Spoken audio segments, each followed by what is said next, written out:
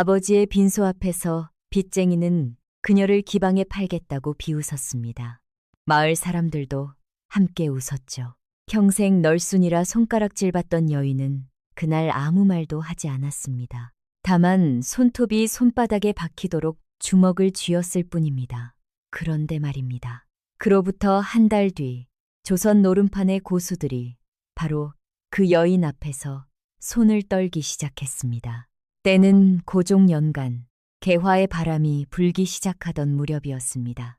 일본에서 들어온 화투가 삽시간에 고을고을로 퍼지던 시절이었죠.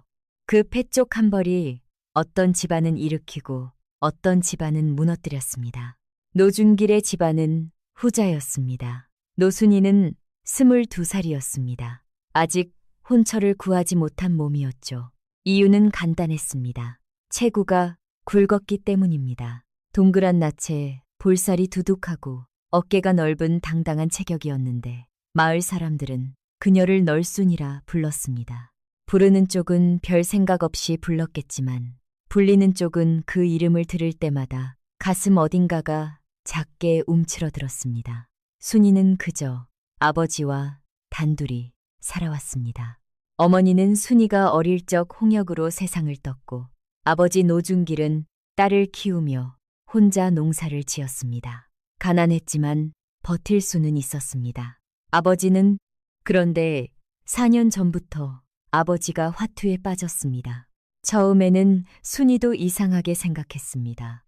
아버지는 원래 그런 사람이 아니었으니까요. 장날에 딱 한 번 끼었다가 돌아온 날, 아버지는 얼굴빛이 달라져 있었습니다. 그 뒤로 장날마다 나갔고, 나갈 때마다 조금씩 더 늦게 돌아왔습니다.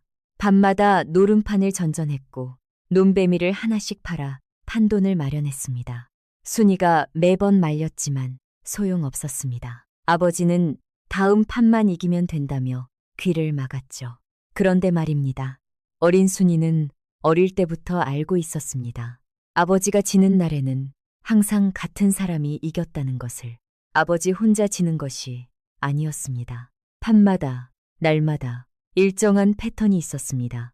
하지만 그 사실을 말할 수 있는 어른이 없었습니다. 아이의 말을 들어줄 어른이 없었으니까요. 사람들은 순이의 두툼한 체구만 보았고 그 안에 있는 머리는 보지 못했습니다. 그렇게 4년이 흘렀습니다. 집은 텅 비었고 논밭은 모두 남의 손에 넘어갔습니다. 그리고 아버지는 엽전 100냥의 빚을 남긴 채 병으로 쓰러졌죠. 순이가 약을 구하러 뛰어다녔지만 이미 늦었습니다. 아버지는 마지막으로 순이의 손을 붙잡고 눈물을 흘렸습니다. 그리고 눈을 감았습니다. 손이 아직 따뜻했습니다. 순이는 그 온기가 식을 때까지 손을 놓지 못했습니다. 문득 어릴 적 기억 하나가 떠올랐습니다. 순이가 10살쯤 되던 해였습니다. 장터에서 돌아오는 길에 아이들이 순이를 둘러쌌습니다. 널순이, 널순이, 아직도 시집 못 갈 널순이. 순이는 주먹을 쥐고 서 있었습니다. 눈물이 날 것 같았지만 참았죠. 그때 아버지가 나타났습니다. 아이들이 달아났습니다. 아버지는 순이 앞에 쪼그려 앉아 말했습니다. 몸이 넓은 만큼 품도 넓다. 그게 복이다. 순이는 그 말의 뜻을 그때는 몰랐습니다. 다만 아버지의 손이 따뜻하다는 것만 알았습니다. 그 손이 마지막까지 따뜻했습니다. 아버지의 손이 아버지의 유품을 정리하던 날이었습니다.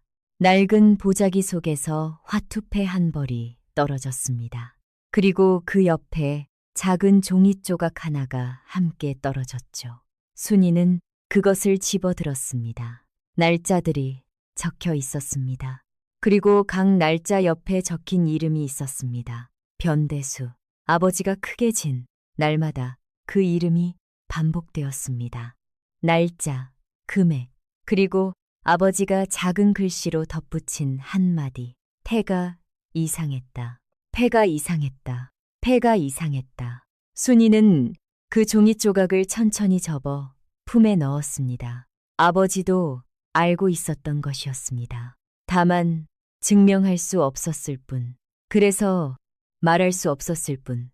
장례 첫날이었습니다. 작은 초가집 마당에는 관 하나가 덩그러니 놓여 있었습니다. 제대로 된 상여도 없었고 문상객도 거의 오지 않았죠. 마을 사람들은 멀찌감치 서서 수군거렸습니다. 노첨지 양반이 결국 화투로 집안을 말아먹었다는 소리, 딸년도 가련하다는 소리, 몸도 굵은데 이제 빚까지 떠안았으니 어찌 살겠느냐는 소리, 22인데 아직 시집도 못 갔다는 소리, 해가 중천에 떴을 무렵이었습니다. 대문 밖에서 말굽소리가 들렸습니다. 변대수가 들어왔습니다. 40살쯤 되어 보이는 사내였는데 고을에서 노름판을 관장하는 악패였죠. 순이의 아버지에게 돈을 빌려준 빚쟁이이기도 했습니다. 변대수는 관 앞까지 성큼성큼 걸어왔습니다. 그리고 순이를 내려다보며 입을 열었습니다. 3달 안에 엽전 100냥을 갚아라. 순이는 고개를 끄덕였습니다. 목소리가 나오지 않았습니다. 변대수는 비웃음을 흘리며 순이를 위아래로 훑어보았습니다. 못 갚으면 저 넉넉한 몸뚱이라도 기방에 넘겨야겠다. 값을 제대로 받을지는 모르겠지만 말이야. 마을 사람들이 기득거렸습니다. 저 몸으로 기방에 팔린다고. 순이는 주먹을 꽉 쥐었습니다. 손톱이 손바닥에 파고들었지만 아프지 않았습니다. 분노와 수치심이 온몸을 휘감았죠. 그리고 품속에 종이 조각이 느껴졌습니다. 아버지의 글씨, 패가 이상했다. 변대수가 순이 앞에 쪼그리고 앉았습니다. 가까이서 보니 그의 입에서 술 냄새가 풍겼습니다. 3달이다. 잊지 마라. 난 그렇게 말하고는 일어나 나가버렸습니다. 말굽 소리가 멀어지자 마을 사람들도 하나둘 흩어졌습니다. 그 자리에 남은 것은 관 하나와 무릎 꿇은 여인 하나였습니다. 그때였습니다. 장터 구석에서 조용히 자리를 뜨는 사람이 하나 있었습니다. 29쯤 되어 보이는 선비였죠. 이시준이라는 이름의 가난한 양반이었는데 그는 변대수의 말이 끝날 때 눈살을 찌푸렸습니다. 비웃지 않았습니다. 단. 그저 조용히 고개를 숙이고 그 자리를 떠났습니다. 순이는 그것을 보지 못했습니다. 순이는 홀로 남았습니다. 관 앞에 무릎 꿇고 앉아 하늘을 올려다보았죠. 구름 한 점 없는 맑은 하늘이었습니다. 대답은 없었습니다. 장례를 치른 뒤였습니다. 순이는 텅 빈 집으로 돌아왔습니다. 부엌에는 쌀 한 톨 없었고 곳간에는 거미줄만 쳐져 있었죠. 순이는 아버지의 방으로 들어가 다시 한번 그 종이 조각을 꺼냈습니다.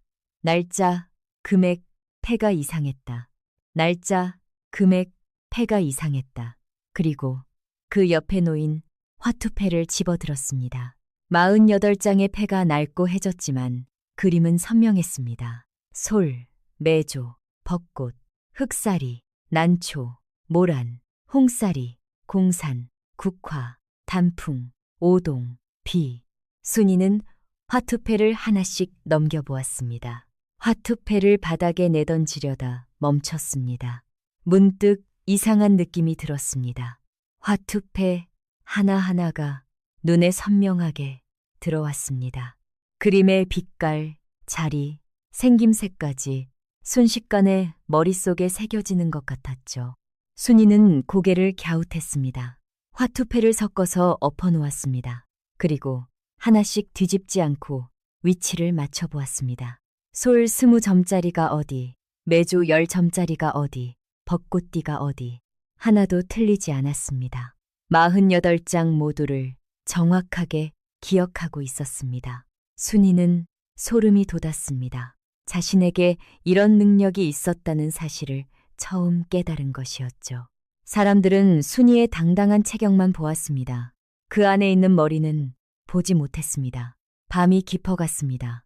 순이는 잠을 이루지 못하고 화투패를 만지작거렸습니다.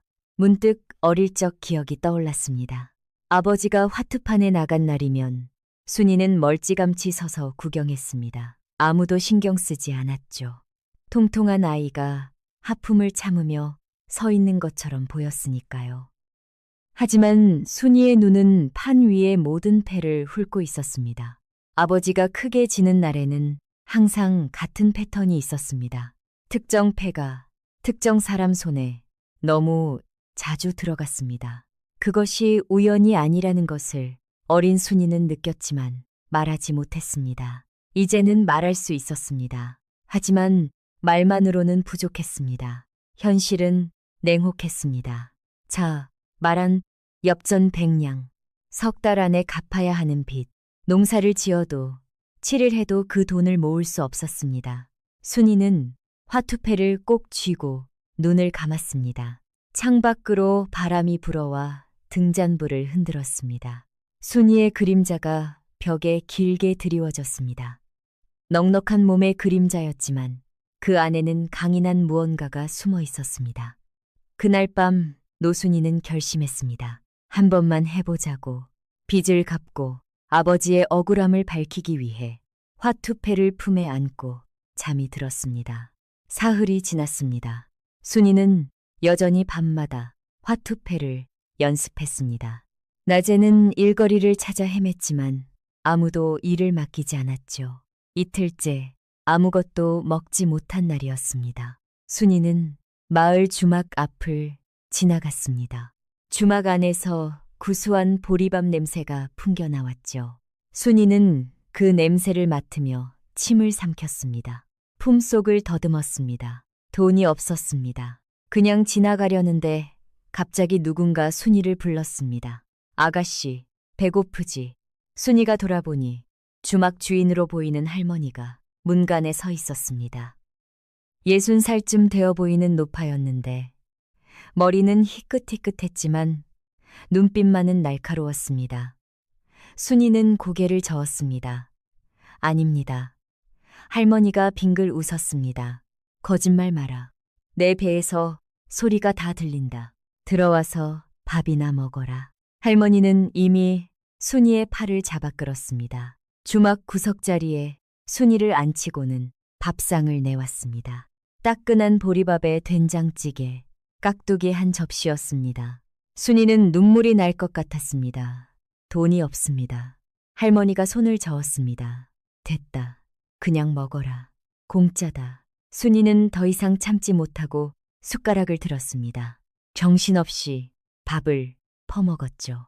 한 그릇을 순식간에 비웠습니다. 할머니가 다시 밥을 퍼다 주었습니다. 순이는 두 번째 그릇도 깨끗이 비웠습니다. 밥을 다 먹고 나자 할머니가 차를 내왔습니다. 할머니가 순이는 고개를 숙였습니다. 감사합니다. 꼭 갚겠습니다. 할머니가 순이 맞은편에 앉았습니다. 그리고 날카로운 눈빛으로 순이를 바라보았죠. 요 며칠 전 변대순의 화투판 근처를 서성댔지? 순이는 깜짝 놀라 고개를 들었습니다. 할머니가 빙글 웃었습니다. 내가 다 봤다. 구석에서 말이야. 순이는 얼굴이 빨개졌습니다. 할머니가 찻잔을 홀짝이며 말을 이었습니다. 그런데 말이야. 신기한 걸 봤다. 패가 펼쳐질 때마다 네 눈이 달라지더구나. 판을 보는 게 아니라 패를 외우고 있었어. 48장 전부를. 순이는 숨이 트는 것 같았습니다. 그렇게 멀리 떨어진 곳에서 어떻게 할머니가 씩 웃었습니다. 놀랄 것 없다. 나도 옛날에 그 눈을 가졌거든. 화투로 말이야. 순이는 입을 다물지 못했습니다. 할머니가 계속 말했습니다. 자신은 옥매향이라 한다는 것. 젊었을 때 한 가명의 관기로 불려다니며 화투로 이름을 날렸다는 것. 수령들과 부호들을 상대로 수십 년간 화투를 쳤다는 것. 하지만 그녀를 아껴주던 판관이 세상을 뜨고 그 판관의 아들이 보은의 뜻으로 그녀를 자유롭게 해주었다는 것. 그 돈으로 이곳에서 주막을 운영한 지 어언 10년이라는 것. 그리고 할머니가 말을 멈추었습니다. 찻잔을 내려다보다가 천천히 입을 열었습니다. 나도 옛날에 기방에 팔릴 뻔했다. 그때 화투 한 판이 나를 살렸지. 그래서 안다. 이 패가 사람을 망치기도 하지만 이 패가 사람을 구하기도 한다는 걸. 그리고 나는 오랫동안 나 같은 처지의 사람을 보면 모른 척하지 못했다. 할머니의 눈빛이 순이를 바라보았습니다. 그 눈빛 속에 무언가가 있었습니다. 오래된 기억 같은 것이었죠. 순이는 그것을 느꼈습니다. 순이는 숨죽여 들었습니다. 옥매향 할머니가 찻잔을 내려놓았습니다. 재능이 있다. 패를 외우는 건 타고난 거야. 하지만 그것만으로는 부족하지. 순이가 고개를 끄덕였습니다. 할머니가 순이를 똑바로 바라보았습니다. 내가 가르쳐 줄까? 순이의 심장이 쿵쾅거렸습니다. 할머니가 말을 이었습니다. 화투는 패가 아니라 사람이다. 상대의 눈빛, 손놀림, 숨결을 읽어야 해. 그걸 가르쳐 주마. 순이는 입술을 깨물었습니다. 가슴 속에서 뜨거운 무언가가 타올랐죠. 할머니가 손가락을 펴보였습니다. 사흘나흘만 내게 시간을 다오. 그럼 너를 제대로 된 화투꾼으로 만들어주겠다. 순이가 조심스럽게 물었습니다. 대가가 무엇입니까? 옥매향이 빙글 웃었습니다. 내가 앞으로 딸 돈의 절반을 내게 다오. 그것으로 충분하다. 순이는 잠시 망설였습니다. 절반이라니. 하지만 지금 상태로는 한 푼도 딸 수 없었습니다. 절반이라도 딸 수 있다면 그게 어디냐는 생각이 들었죠. 순이는 고개를 끄덕였습니다. 좋습니다. 가르쳐 주십시오. 옥매향의 눈빛이 반짝였습니다. 좋아. 그럼 오늘 밤부터 시작하지. 해가 지면 주막 뒷방으로 오너라. 그날 저녁 해가 지자 순이는 주막 뒷방으로 갔습니다. 작은 방이었지만 깨끗하게 정돈되어 있었습니다. 옥매향이 화투패 한 벌을 꺼내 펼쳐 놓았습니다. 새 것처럼 깨끗한 화투패였죠. 촛불이 흔들리며 방 안을 은은하게 비쳤습니다. 두 여인의 그림자가 화투패 위에 길게 드리워졌죠. 자, 이제부터 시작이다. 준비됐느냐? 순이는 고개를 끄덕였습니다. 눈빛에 결연함이 서려 있었죠. 첫째 날 밤이었습니다. 옥매향이 패를 펼쳐 놓으며 말했습니다. 화투에서 가장 중요한 것은 패가 아니라 사람이다. 상대를 읽는 것, 그리고 자신을 숨기는 것. 이 두 가지가 전부야. 순이는 고개를 끄덕이며 들었습니다. 옥매향이 순이의 얼굴을 찬찬히 살펴보았습니다. 동그란 낯, 볼살이 두둑한 뺨, 작은 눈. 한참을 보더니 옥매향이 빙글 웃었습니다. 내 얼굴은 화투판에서 복이다. 순이는 의아한 표정을 지었습니다. 복이라니요? 평생 널순이라고 놀림받았는데 무슨 복이란 말입니까? 옥매향이 설명했습니다. 화투판에서 가장 중요한 것은 표정 관리라는 것. 좋은 패를 쥐었을 때 기쁨을 숨겨야 하고 나쁜 패를 쥐었을 때 실망을 감춰야 한다는 것. 그런데 순이의 얼굴은 타고났다는 것이었죠. 볼살이 많아 미세한 표정 변화가 잘 드러나지 않는다는 것. 마른 사람들은 얼굴 근육이 움직이면 바로 티가 난다는 것. 하지만 순이는 다르다는 것. 순이는 처음으로 자신의 외모가 장점이 될 수 있다는 사실을 알았습니다. 옥매향이 작은 거울 하나를 꺼내 순이 앞에 놓았습니다. 자, 이제부터 표정 연습이다. 거울을 보며 웃어봐라. 순이가 거울을 보며 웃었습니다. 입꼬리가 올라갔지만 눈은 거의 변하지 않았죠. 볼살 때문에 눈이 작아 보였고 웃어도 눈매가 크게 달라지지 않았습니다. 한도를 가리에, 다리한 자랑, 안도를 가리에, 이제 화를 내봐라. 순이가 얼굴을 찌푸렸습니다. 하지만 이것도 큰 변화가 없었습니다. 동그란 낯에 주름이 잡히긴 했지만 날카롭게 보이지 않았죠. 옥매향이 만족스러운 표정을 지었습니다. 완벽하다. 천부적인 화투상이야. 그날 밤 순이는 거울 앞에서 수백 번 표정을 지어보았습니다. 웃고, 찡그리고, 놀라고, 슬퍼하는 표정. 하지만 어떤 표정을 지어도 큰 변화가 없었습니다. 동그란 낯과 볼살이 모든 감정을 부드럽게 가려주었죠. 첫째 날이 끝났습니다. 둘째 날 밤이었습니다. 이번에는 상대의 심리를 읽는 훈련이었습니다. 옥매향이 순이 맞은편에 앉아 화투패를 쥐었습니다. 이제부터 내 얼굴을 봐라. 패를 보지 말고 나만 봐. 옥매향이 패를 한 장씩 집어들며 여러 표정을 지었습니다. 순이는 옥매향의 얼굴을 뚫어지게 바라보았죠. 좋은 패를 쥐었는지 나쁜 패를 쥐었는지 맞춰보라고 순이가 조심스럽게 대답했습니다. 좋은 패 같다고 옥매향이 패를 펼쳐 보였습니다. 1월 광과 3월 광이 들어있었습니다. 순이가 맞췄습니다. 다시 섞었습니다. 이번에는 어떤가? 순이가 옥매향의 얼굴을 살폈습니다. 입술이 미세하게 떨렸습니다. 나쁜 패 같다고 대답했죠. 옥매향이 패를 보여줬습니다. 피만 가득했습니다. 또 맞췄습니다. 좋아. 이제 더 어려운 걸 가르쳐 주마. 사람들은 거짓말을 할 때 특정한 신호를 보낸다는 것, 눈동자가 미세하게 흔들린다는 것, 손가락이 굳는다는 것, 숨이 빨라진다는 것, 침을 자주 삼킨다는 것. 순이는 하나하나 귀 기울여 들었습니다. 옥매향이 실제로 시범을 보였습니다. 좋은 패를 쥐고 나쁜 척 연기하며 허세를 부렸죠.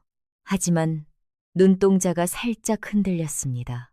순이가 그것을 포착했습니다. 옥매향이 고개를 끄덕였습니다. 둘째 날이 끝났습니다. 셋째 날 밤이었습니다.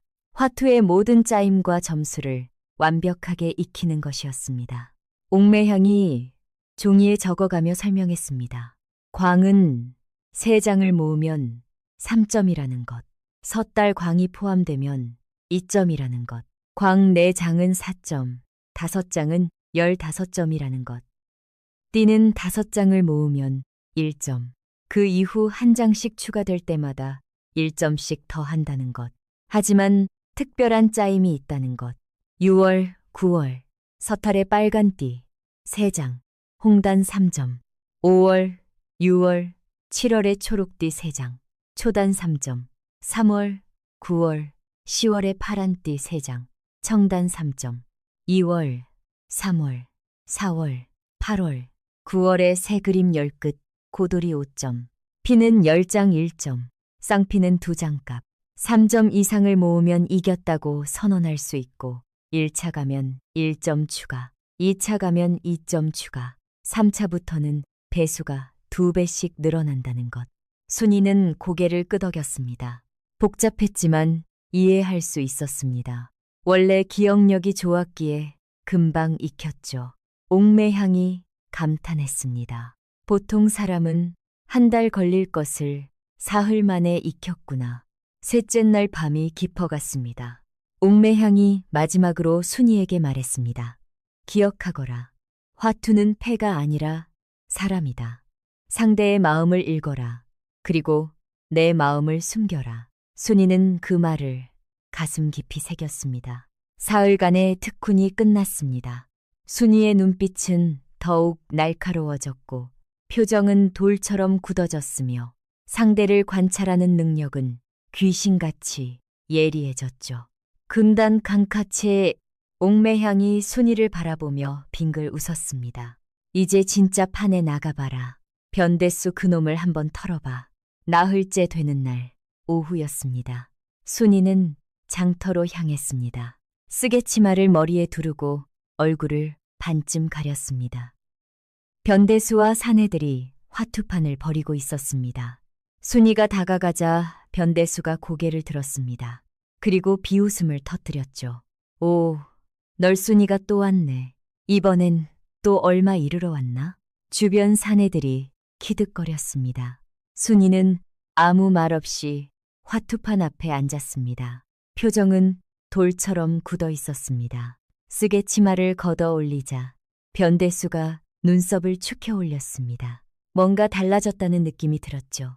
오늘은 돈 가져왔나? 순이가 품속에서 작은 보자기를 꺼냈습니다. 집안에 남은 마지막 물건들을 팔아 마련한 은자 10량이 들어 있었습니다. 변대수의 눈이 반짝였습니다. 제법인데 판도는 한 량씩이다. 셋이서 게임을 시작했습니다. 화투패가 섞였습니다. 순식간에 모든 패의 자리가 머릿속에 들어왔습니다. 변대수가 패를 나눠주었습니다. 순이는 자신의 패를 집어들었습니다. 나쁘지 않은 패였죠. 하지만 순이는 표정 하나 변하지 않았습니다. 게임이 시작되었습니다. 순이는 침착하게 유월띠를 냈습니다. 바닥에 유월이 있어 가져갔죠. 점점 띠를 모았습니다. 6월, 7월, 9월. 변대수는 광을 노리고 있었습니다. 입꼬리가 살짝 올라가 있었죠. 순이는 그것을 놓치지 않았습니다. 섣달띠를 가져왔습니다. 그리고 잠시 후 패를 내려놓으며 조용히 말했습니다. 6월, 9월, 섣달, 홍단 났습니다. 1차 갑니다. 변대수가 인상을 찌푸렸습니다. 게임이 계속되었습니다. 순이가 10끝을 가져가고 광도 하나 가져갔죠. 점수가 계속 쌓였습니다. 2차 갑니다. 주변이 술렁거렸습니다. 변대수의 이마에 땀이 맺히기 시작했습니다. 손이 떨렸고 눈동자가 흔들렸죠. 순이는 그 모든 것을 읽었습니다. 마침내 패를 내려놓으며 말했습니다. 이제 멈추겠습니다. 홍단 3점, 합계 7점, 2차 7냥을 가져갑니다. 두 번째 판은 고돌이로, 세 번째 판은 청단으로 이겼습니다. 세 판이 끝났습니다. 순이는 총 19냥을 땄습니다. 원래 가져온 10냥과 합치면 29냥이었죠. 변대수가 고개를 들어 순이를 바라보았습니다. 순이의 얼굴은 여전히 무표정이었습니다. 돌처럼 굳어 있었습니다. 뒤에서 사람들의 웅성거림이 들렸습니다. 널순이가 변대수를 이겼다고, 세 판을 연속으로 표정 하나 안 변하더라고, 돌부처 같더라고. 그날부터 순이의 별명이 생겼습니다. 돌부처, 널순이. 소문이 퍼지면서 마을 노름꾼들이 하나둘 순이를 찾아왔습니다. 그날 이후 순이는 매일 이겼습니다. 어떤 날은 10냥, 어떤 날은 15냥. 다들 같은 표정으로 앉았다가 같은 표정으로 떠났습니다. 빈손으로. 그런데 말입니다. 닷새째 되는 날이었습니다. 장터 구석에서 낯선 사내 하나가 화투판을 벌이고 있었습니다. 50대쯤 되어 보이는 사내였는데 눈이 흰자위만 보였습니다. 맹인이었습니다. 장터 구석에서 주막 주인이 슬쩍 순이에게 귀띔했습니다. 저희는 최철석이라고, 인근 고을에서 소문난 화투꾼이야. 눈이 멀어서 손끝으로 패를 읽는다지. 순이는 무표정하게 고개를 끄덕였습니다. 그리고 그 판에 자리를 잡았습니다. 게임이 시작되었습니다. 패가 섞이고 나뉘었습니다. 순이의 눈에는 여전히 모든 패의 자리가 들어왔습니다. 하지만 그때였습니다. 순이가 최철석의 얼굴을 보는 순간 등골이 서늘해졌습니다. 읽을 것이 없었습니다. 흰자위만 보이는 눈, 아무것도 담기지 않은 얼굴, 눈동자의 흔들림도, 입술의 떨림도, 시선의 방향도 없었습니다. 맹인의 얼굴은 화투판 앞에서도 고요했습니다. 잃을 것이 없는 사람의 고요함이었죠. 순이는 자신도 모르게 손가락이 굳었습니다. 게임이 진행되었습니다. 순이가 홍단을 노리고 있었습니다. 하지만 최철석의 손이 먼저 움직였습니다. 그의 손가락 끝이 패의 모서리를 살짝 쓸었습니다. 순이는 그것을 보았지만 이해할 수 없었습니다. 최철석이 조용히 패를 냈습니다. 청단이었습니다. 3점. 스톱. 첫 판은 최철석이 가져갔습니다. 두 번째 판. 순이는 이번에는 최철석의 얼굴 대신 그의 손에 집중했습니다. 손가락 끝이 패를 쓸 때마다 미세하게 방향이 달랐습니다. 좋은 패일수록 손가락이 아주 살짝 안쪽으로 말렸습니다. 패를 잡아두려는 본능이었죠. 순이는 그것을 발견했습니다. 하지만 이번 판도 최철석이 가져갔습니다. 어떻게 알았을까? 어떻게 패의 자리를 알 수 있었을까? 순이가 홍단을 완성하기 직전 최철석이 9월 국화를 먼저 가져갔습니다. 순이는 답을 찾지 못한 채 두 냥을 잃었습니다. 그날 저녁 순이는 묵묵히 옥매향의 주막으로 돌아왔습니다. 처음 겪는 패배였죠. 옥매향이 차를 내오며 아무 말도 하지 않았습니다. 다만 순이의 맞은편에 앉아 기다렸습니다. 한참 뒤 순이가 입을 열었습니다. 맹인 노름꾼이 있었습니다. 얼굴을 읽을 수 없었습니다. 손도 두 판째부터는 숨겼고요. 어떻게 이겨야 합니까? 옥매향이 천천히 찻잔을 내려놓았습니다. 눈을 잃으면 귀가 살아난다. 귀를 잃으면 코가 살아나지. 그놈은 눈 대신 무엇을 쓰더냐. 순이는 한참 생각했습니다. 그리고 깨달았으며 숨소리였습니다. 좋은 패를 잡을 때 숨이 아주 살짝 더 썼습니다. 옥매향이 빙글 웃었습니다. 그렇다. 사람은 무언가를 탐낼 때 반드시 숨을 참는다. 아주 잠깐, 아주 짧게. 눈으로 볼 수 없어도 귓속으로는 들린다. 내가 너에게 마지막으로 가르쳐주지 못한 것이 바로 그것이었구나. 옥매향이 순이의 손을 잡았습니다. 그리고 말했습니다. 화투는 패를 보는 게임이 아니다. 사람의 몸이 내는 소리를 듣는 게임이다. 표정을 읽고 손을 읽고 숨결을 읽어라. 그것이 마지막 수업이다. 그날 밤 순이는 눈을 감고 옥매향의 숨소리를 들었습니다. 옥매향이 패를 쥐고 좋은 척, 나쁜 척, 당황한 척 연기를 했습니다. 순이는 오로지 귀로만 맞췄습니다. 처음에는 3번 중 1번 맞췄습니다. 새벽이 될 무렵에는 10번 중 9번을 맞췄습니다. 옥매향이 고개를 끄덕였습니다. 됐다. 이제 진짜 준비가 됐구나. 다음 날 순이는 다시 최철석을 찾아갔습니다. 순이가 자리를 잡았습니다. 게임이 시작되었습니다. 이번에는 순이가 눈을 반쯤 감았습니다. 패의 자리는 이미 머릿속에 있었습니다. 이제는 귀를 열었습니다. 최철석의 숨소리가 들렸습니다. 패를 잡는 순간 아주 짧게 숨이 텄었습니다. 5월 난초 10끝을 잡을 때였습니다. 최철석이 고도리를 노리고 있다는 것을 2월, 3월, 4월은 이미 순이가 가지고 있었습니다. 남은 것은 8월과 9월이었죠. 순이는 8월 공산을 선점했습니다. 최철석의 숨이 다시 떴었습니다. 이번에는 당황한 것이었습니다. 게임은 순이의 승리로 끝났습니다. 청단 3점에 추가 2점, 총 5점. 1차를 가며 6냥을 가져갔죠. 최철석이 조용히 말했습니다. 숨소리를 들었군. 순이가 무표정하게 대답했습니다. 예. 잠시 침묵이 흘렀습니다.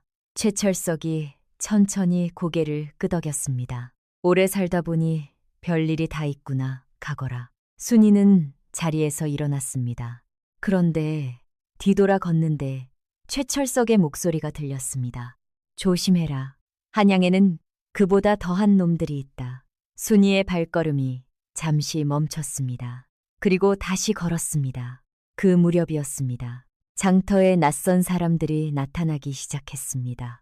한양에서 온 듯한 비단 도포 차림의 사내들. 그들은 순이의 화투판을 멀찌감치 지켜보았죠. 날카롭고 차가운 눈빛이었습니다. 그날 저녁 한 사내가 순이에게 다가왔습니다. 40살쯤 되어 보이는 사내였는데 비단 도포를 입고 있었습니다. 최치원이라 하오. 한양에서 왔소. 돌부처 순이의 실력을 직접 보고 싶구려. 순이는 무표정하게 그를 바라보았습니다. 판돈이 얼마입니까?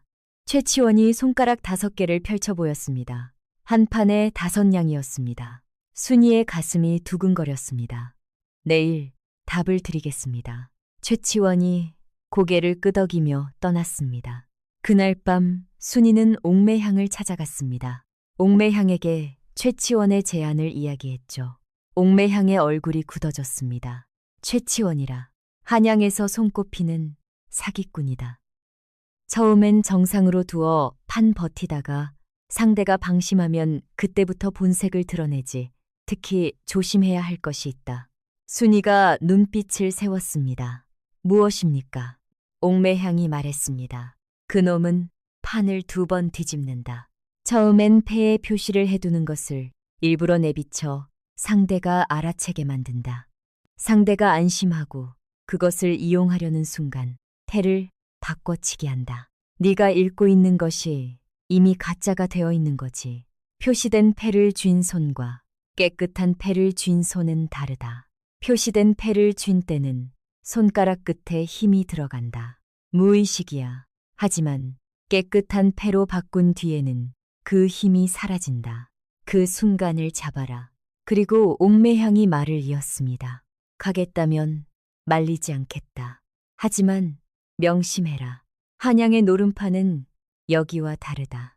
돈만 잃는 게 아니라 목숨을 걸어야 할 수도 있다. 순이는 고개를 끄덕였습니다. 그 며칠 전이었습니다. 순이는 마을에서 변대수를 다시 만났습니다. 변대수는 순이를 보자 피하려 했지만 순이가 먼저 다가갔죠. 변대수, 제 빚 중 50냥을 먼저 갚겠습니다. 순이가 보자기에서 은자 50냥을 꺼냈습니다. 변대수는 눈이 휘둥그레졌습니다. 이게 어디서 난 돈이냐? 순이는 무표정하게 대답했습니다. 제가 번 돈입니다. 남은 빚은 50냥. 곧 다 갚겠습니다. 변대수가 떨리는 손으로 돈을 받았습니다. 순이가 돌아서서 걸어가는 모습을 멍하니 바라보았습니다. 저 널순이가 정말 달라졌구나. 그 며칠 전이었습니다. 순이가 주막 앞을 지나치는데 열린 문 사이로 선비 하나가 보였습니다. 이시준이었습니다. 그는 혼자 책을 읽고 있었죠. 순이가 지나가는 것을 보고 고개를 들었습니다. 그리고 아무 말 없이 다시 책으로 눈을 돌렸습니다. 비웃지 않았습니다. 그저 자연스럽게. 순이는 그것이 이상하게 기억에 남았습니다. 그리고 순이는 한양으로 향했습니다. 최치원이 보낸 수레를 타고 이틀을 달렸죠. 순이는 평생 이 고을을 벗어난 적이 없었습니다. 길 위에서 보는 풍경은 모든 것이 낯설었습니다. 산을 넘고 강을 건너 북쪽으로 계속 올라갔습니다. 이틀째 되는 날 저녁, 마침내 한양에 도착했습니다. 높은 성곽, 기와집들이 즐비한 거리, 수많은 사람들. 고을과는 비교도 안 되는 규모였죠. 수레는 종각 쪽으로 들어갔습니다. 뒷골목 깊숙한 곳에 큰 기와집 앞에 멈췄습니다. 최치원이 대문 앞에서 순이를 기다리고 있었습니다. 잘 왔소, 돌부처 순이. 대문은 화려했지만 간판은 없었습니다. 비밀 노름판이었죠. 안으로 들어가자 넓은 방이 나타났습니다. 사방이 촛불로 밝게 빛나고 있었고 한가운데에는 큰 화투판이 펼쳐져 있었죠. 이미 대여섯 명 사내들이 앉아 구경하고 있었습니다. 모두 비단 옷을 입은 부자들로 보였습니다. 최치원이 순이를 소개했습니다. 여러분, 어느 고을에서 온 돌부처 순이요. 한 달 만에 마을 노름꾼들을 모두 털어버렸다는 그 처자요. 사내들이 순이를 위아래로 훑어보았습니다. 비웃음이 섞인 눈빛들이었죠. 저 처자가 노름을 잘한다고 믿기지 않는다는 표정들이었습니다. 자, 첫 판을 시작하지. 판도는 약속대로 5냥이요. 순이는 품속에 은자 5냥을 꺼내 앞에 놓았습니다. 최치원과 다른 사내 하나가 순이를 상대로 앉았죠. 최치원이 패를 섞기 시작했습니다. 순이는 그 손놀림을 주의 깊게 보았습니다. 과연 미세하게 이상한 부분이 있었습니다. 특정 패를 섞는 도중 손가락 끝에 힘이 들어갔습니다. 표시를 해두는 것. 순이는 그것을 포착했습니다. 하지만 내색하지 않았습니다. 패가 나뉘었습니다. 순이는 자신의 패를 집어들었습니다. 동시에 바닥의 패와 다른 사람들의 패도 모두 머릿속에 들어왔습니다. 그리고 최치원이 표시해둔 패의 자리도 알았죠. 첫 판은 순이가 초단으로 이겼습니다. 1차를 가며 15냥을 가져갔죠. 구경하던 사내들이 웅성거렸습니다. 최치원은 표정을 숨기려 했지만 입술이 미세하게 떨렸습니다. 두 번째 판이 시작되었습니다. 이번에는 최치원이 더 노골적으로 패를 조작하려 했습니다. 그런데 그때였습니다. 순이의 눈이 가늘어졌습니다. 최치원의 손가락 끝에서 힘이 사라졌습니다. 옥매향의 말이 머릿속을 스쳤습니다. 표시된 패를 쥔 손에는 힘이 들어간다. 하지만 깨끗한 패로 바꾼 뒤에는 그 힘이 사라진다. 최치원이 패를 바꿔치기 한 것이었습니다. 이제 순이가 기억하고 있는 표시패의 위치는 모두 거짓이었습니다. 순이는 잠시 심호흡을 했습니다. 그리고 처음부터 다시 읽기 시작했습니다. 패의 표시가 아닌 최치원의 숨소리를, 패를 집어들 때 숨이 미세하게 듣는 순간들을. 최치원이 광을 3장 모아 3점을 선언했습니다. 1차를 가며 순이와 접전이 벌어졌습니다. 하지만 순이가 피 13장으로 4점, 10끝 5장으로 1점, 총 5점을 만들었습니다. 저도 5점입니다. 13장으로 저도 5점입니다. 1차 갑니다. 2차 갑니다. 게임이 끝났습니다. 순이가 2차까지 가며 총 6점, 판돈의 4배인 20냥을 가져갔습니다. 최치원은 5점으로 15냥을 잃었죠. 그때였습니다. 구경하던 사내 하나가 벌떡 일어섰습니다. 잠깐! 이 여자 손에 뭔가 있다. 방안이 순식간에 술렁였습니다. 사내들이 순이를 에워쌌습니다. 문이 닫혔습니다. 최치원이 차가운 목소리로 말했습니다. 일어서시오. 순이는 무표정하게 자리에서 일어났습니다. 사내들이 순이의 소매를 뒤집고 품속을 확인하고 손바닥을 펴보게 했습니다. 아무것도 없었습니다. 사내들이 서로 눈빛을 교환했습니다. 최치원이 다시 말했습니다. 패를 바꿨을 것이다. 다시 하자. 새 패로. 순이는 고개를 끄덕였습니다. 도망치려 하지 않았습니다. 당황하지도 않았습니다. 좋습니다. 새 패도 괜찮습니다. 단 조건이 있습니다. 최치원이 눈썹을 축혀 올렸습니다. 순이가 말했습니다. 이번에는 제가 패를 섞겠습니다. 그리고 저분이 나눠주시고요. 순이가 가리킨 것은 아까부터 구석에서 조용히 구경하던 노인이었습니다. 최치원 일당과 무관해 보이는 그저 돈 구경하러 온 구경꾼이었죠. 방 안에 잠시 침묵이 흘렀습니다. 최치원은 거절할 명분이 없었습니다. 줬소. 패가 바뀌었습니다. 순이가 직접 섞었습니다.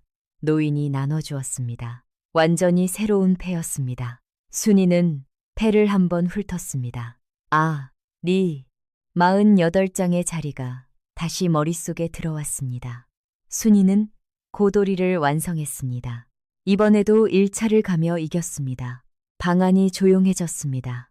비웃음이 사라진 자리에 당혹감이 남았습니다. 이 여인은 패를 외운다. 어떤 패로 해도 외운다. 그것을 깨달은 사내들의 눈빛이 달라졌습니다. 세 번째 판. 순이는 다시 이겼습니다. 순이는 세 판에서 총 45냥을 땄습니다. 원래 가져온 15냥과 합치면 60냥이었죠. 순이가 자리에서 일어났습니다. 오늘은 이만하겠습니다.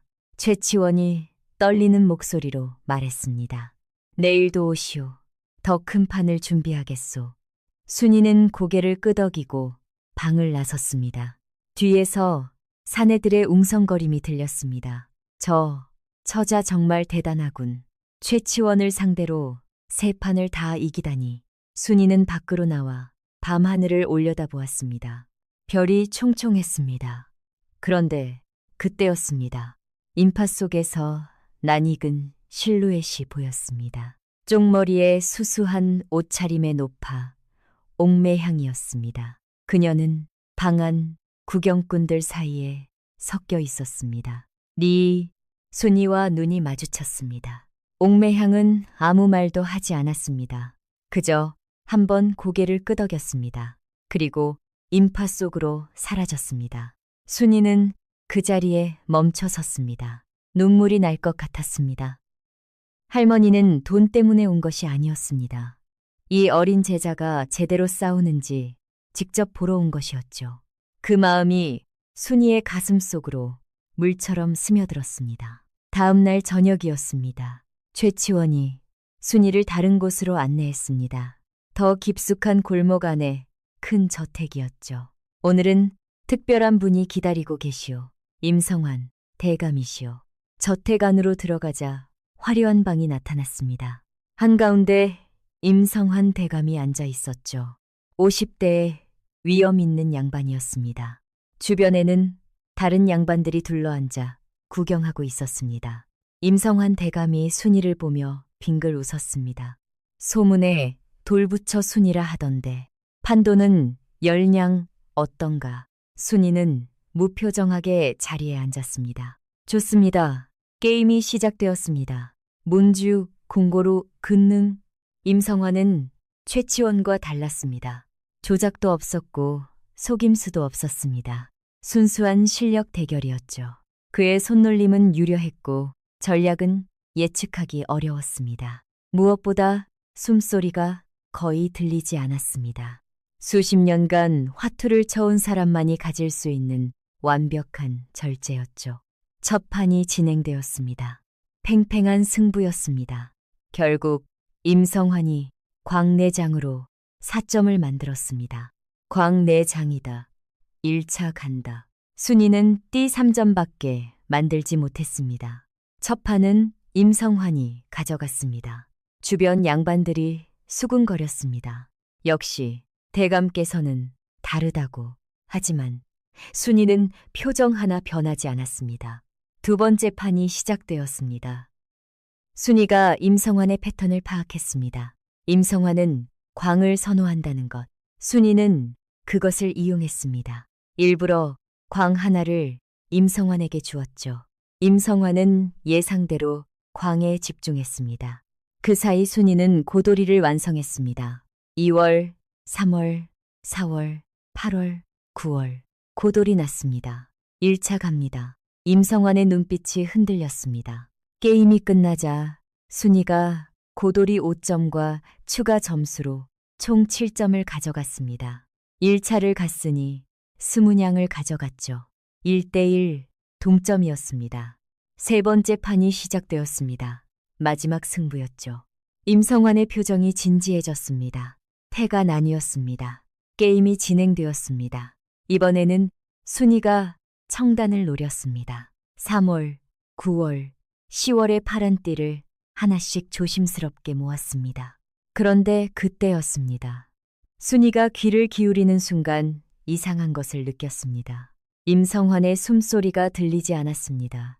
아니, 정확히는 들리는데 이상했습니다. 너무 고르고 너무 일정했습니다. 마치 훈련된 것처럼. 순이는 가슴이 내려앉았습니다. 임성환이 알고 있었습니다. 자신이 숨소리를 읽는다는 것을.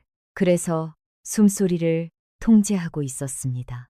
이 사람은 지금 내 무기를 역으로 쓰고 있다. 순이는 잠시 눈을 감았습니다. 그리고 다시 열었습니다. 이번에는 숨소리를 버렸습니다. 대신 임성환의 손을 보았습니다. 패를 집어들 때, 패를 내려놓을 때, 손끝의 힘. 좋은 패를 쥔 손은 아주 살짝 빨리 움직입니다. 나쁜 패를 쥔 손은 아주 살짝 느립니다. 그것은 의식으로 통제할 수 없는 것이었습니다. 순이가 10월띠를 가져갔습니다. 청단 완성. 3점이었습니다. 청단 났습니다. 1차 갑니다. 임성환이 광세장을 완성했습니다. 역시 3점. 하지만 순이가 먼저 시작했습니다. 순이가 띠를 추가로 모았습니다. 5점으로 올라갔죠. 2차 갑니다. 임성환이 광 하나를 더 가져가려 했지만 이미 늦었습니다. 게임이 끝났습니다. 순이가 청단 3점, 띠 추가 3점으로 총 6점. 2차를 갔으니 판돈의 4배, 40냥을 가져갔습니다. 임성환은 4점으로 30냥을 잃었죠. 방 안이 조용해졌습니다. 임성환 대감이 천천히 고개를 들어 순이를 바라보았습니다. 순이의 얼굴은 여전히 무표정이었습니다. 임성환이 빙글 웃었습니다. 내가 졌다. 대단하구나. 돌부처 순이. 숨을 통제했는데도 뚫렸군. 순이는 조용히 절했습니다. 과찬이십니다. 임성환 대감이 자리에서 일어났습니다. 그리고 주변 양반들을 둘러보며 말했습니다. 조선에 이런 여인이 있었다. 기억해 두시오. 순이는 돈을 챙겨 저택을 나섰습니다. 총 50냥을 땄습니다. 원래 가져온 15냥과 합치면 65냥. 여기서 옥매향에게 절반을 주면 32냥 남짓. 그것으로 남은 빚 50냥을 다 갚기에는 부족했습니다. 하지만 순이는 며칠을 더 머물렀습니다. 마을 판이 아닌 한양의 판에서 2판을 더 이겼습니다. 그리고 충분해졌습니다. 일주일 후 순이는 고을로 돌아왔습니다. 품속에는 은자 120냥이 들어있었습니다. 옥매향 할머니를 찾아가 약속대로 절반을 주었죠. 할멈, 60냥입니다. 아, 감사했습니다. 옥매향이 돈을 받으며 흐뭇하게 웃었습니다. 잘했다. 이제 어찌할 셈이냐. 순이가 대답했습니다. 마무리 지어야 할 것이 남아 있습니다. 옥매향이 고개를 끄덕였습니다. 더 묻지 않았습니다. 순이가 무엇을 말하는지 알고 있었으니까요. 다음 날이었습니다. 장날이었습니다. 마을 사람들이 장터에 모였습니다. 장날이면 언제나 그랬듯이 북적이고 시끄러운 아침이었습니다. 그때 순이가 장터 한가운데로 걸어 들어왔습니다. 두툼한 체구에 돌부처 같은 표정으로 손에는 2가지가 들려 있었습니다. 은자꾸러미 하나와 낡은 종이 조각 하나. 변대수가 장터 한켠에서 순이를 발견했습니다. 그는 순이를 보자 몸이 굳었습니다. 순이가 그를 향해 걸어왔습니다. 주위 사람들이 하나둘 걸음을 멈추고 지켜보았습니다. 순이가 변대수 앞에 섰습니다. 그리고 은자꾸러미를 내밀었습니다.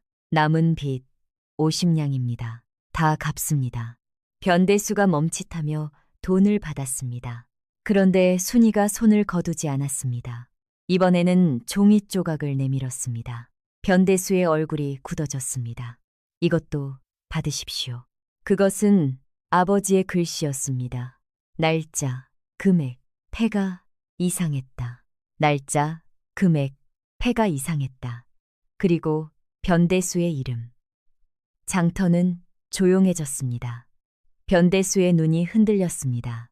이게 뭐냐?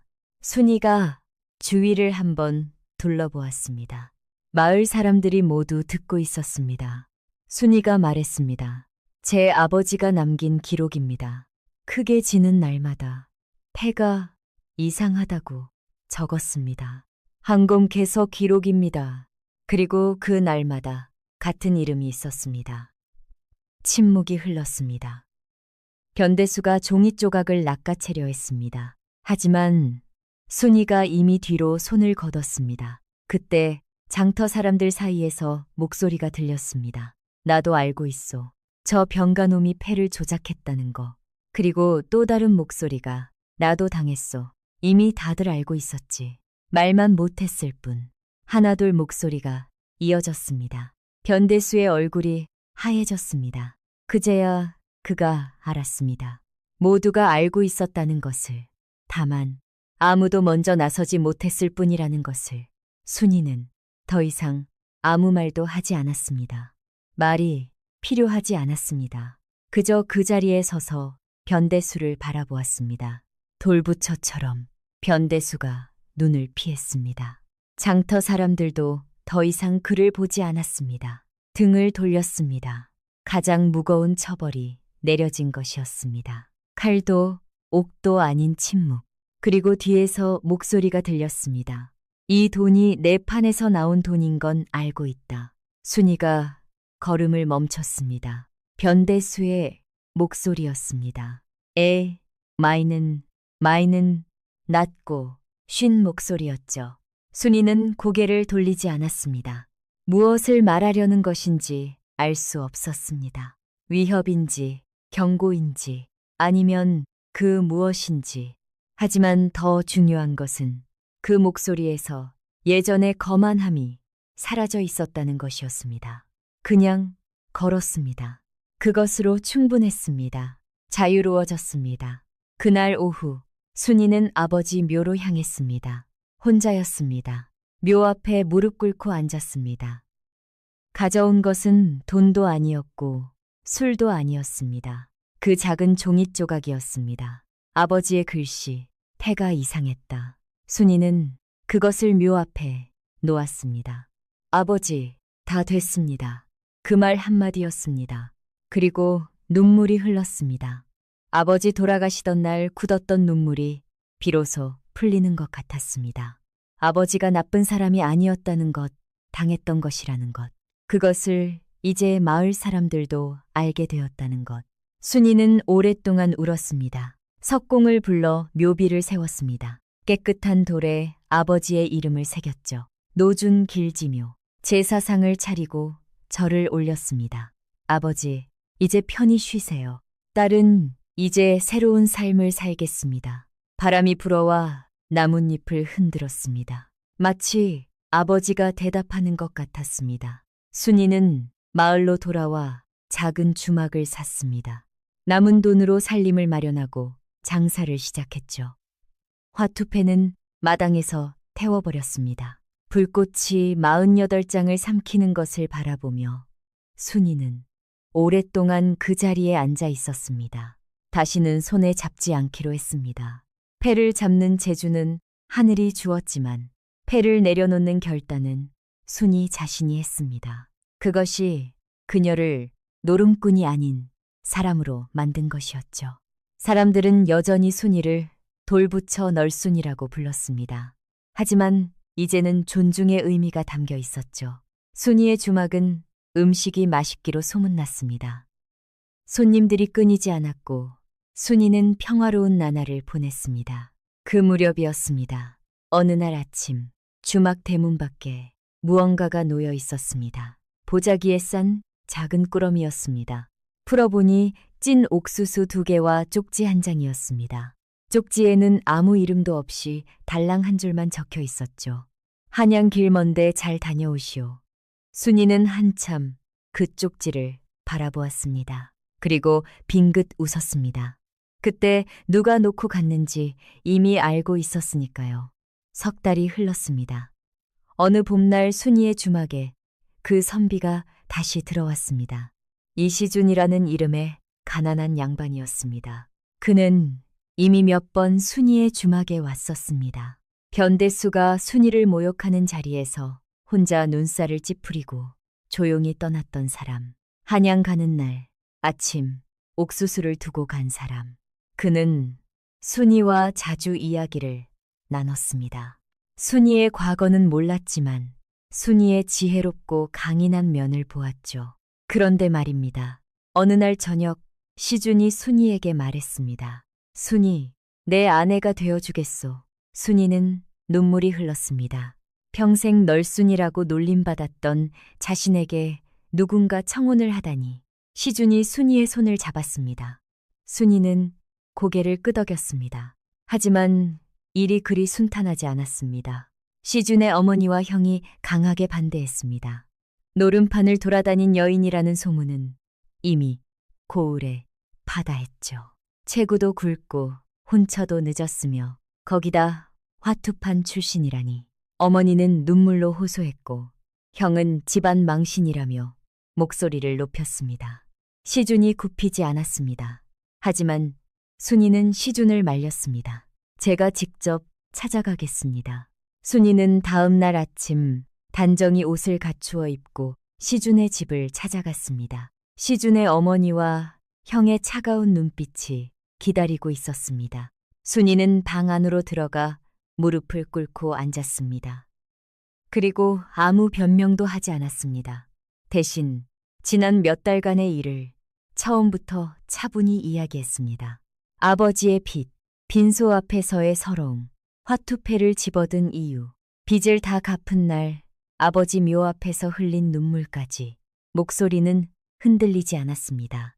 돌부처처럼 굳어 있었습니다. 하지만 그 눈빛에는 거짓이 없다는 것이 느껴졌습니다. 이야기가 끝났을 때 방 안은 조용했습니다.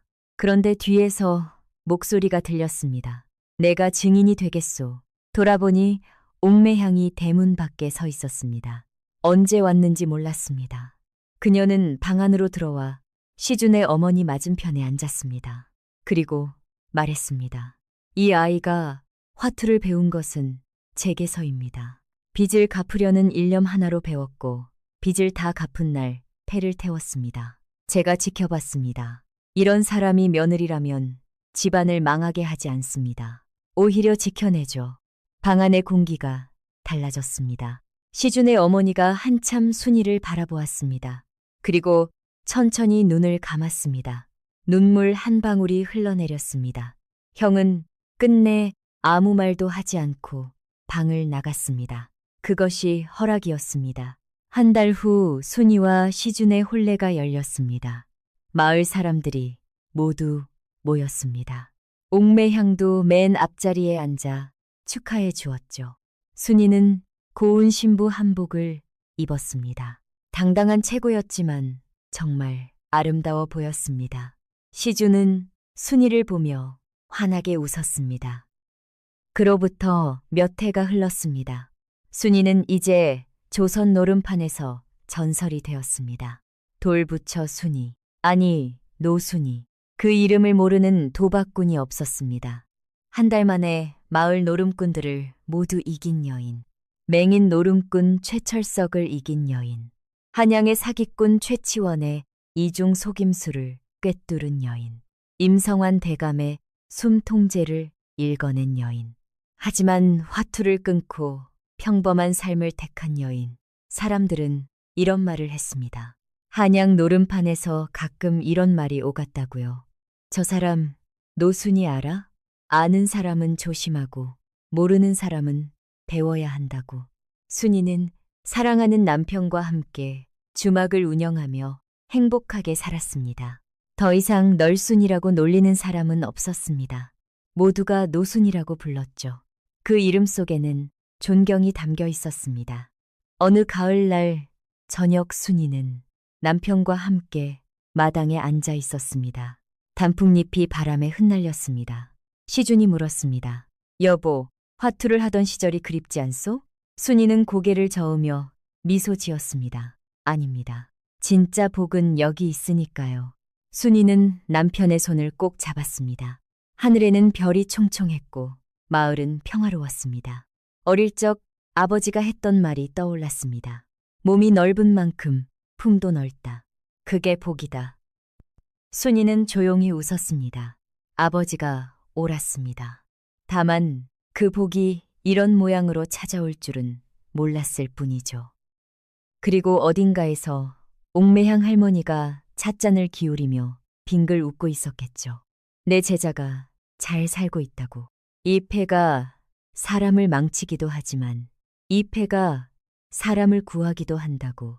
내가 그것을 알았던 것처럼 이제 이 아이도 알게 되었다고. 노순이는 엄청난 빚을 갚았고 아버지의 억울함을 밝혔으며 조선 노름판에 전설이 되었습니다. 그리고 사랑하는 남편과 행복하게 살았습니다. 사람들은 그녀의 두툼한 체구만 보았고 머리는 보지 못했습니다. 하지만 이제 압니다. 그 머리가 얼마나 대단했는지를.